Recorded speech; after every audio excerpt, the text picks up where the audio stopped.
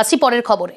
ফের রাজ্য প্রশাসনে ধাক্কা কমিশনের, একসঙ্গে 5 ডিআইজি বদল কমিশনের। ভোটের দিন ঘোষণার 72 ঘন্টার মধ্যে ফের ধাক্কা কমিশনের।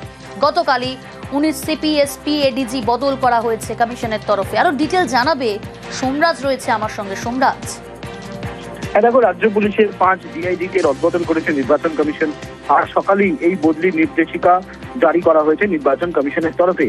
এবং যে বদলির নির্দেশিকা করেছে সেখানে 5 ডিআইজি হিসাবে তারা দায়িত্ব নেবেন তাদের নামের তালিকাও নির্বাচন কমিশন পাঠিয়ে দিয়েছে রাজ্যের মুখ্য সচিবকে।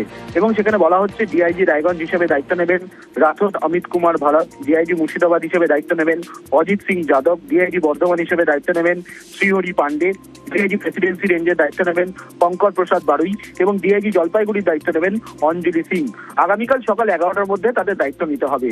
সাম্প্রতিক সময়ে রাজ্যে ভোট চলাকালীন এই নজির দেখা যায়নি যে একসঙ্গে 5 জন ডিআইজি কে রদবদল করেছে নির্বাচন কমিশন। ভোট ঘোষণা হবার 72 ঘন্টার মধ্যেই এই 5 জন পুলিশ আধিকারিককে বদলি করলো কমিশন। এখনো পর্যন্ত ভোট ঘোষণার 72 ঘন্টার মধ্যে 24 জন পুলিশ আধিকারিককে বদলি করেছে নির্বাচন কমিশন। তার মধ্যে এডিজি উত্তরবঙ্গ রয়েছে, এডিজি দক্ষিণবঙ্গ রয়েছে, 4 পুলিশ কমিশনারেটের পুলিশ কমিশনার রয়েছেন, 12 জেলার এসপি রয়েছেন, পাশাপাশি কলকাতা পুলিশের ডিসি সেন্ট্রাল রয়েছেন। আর এবার 5 জন ডিআইজি র্যাঙ্কের অফিসারকেও বদলি করলো নির্বাচন কমিশন। বেশ, আর এই নিয়ে শুরু হয়েছে রাজনৈতিক চর্চা। শুনবো দিলীপ ঘোষ কি বলছেন এবং পাল্টা কুণাল ঘোষের কি বক্তব্য।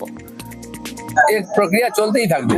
এখানকার আইন শৃঙ্খলা সমস্যার জন্য যারা দায়ী, যারা সিরিয়াসলি সাধারণ মানুষকে সুরক্ষা দিতে পারেননি, শান্তি দিতে পারেন, তাদের এই পদে থাকার অধিকার নেই।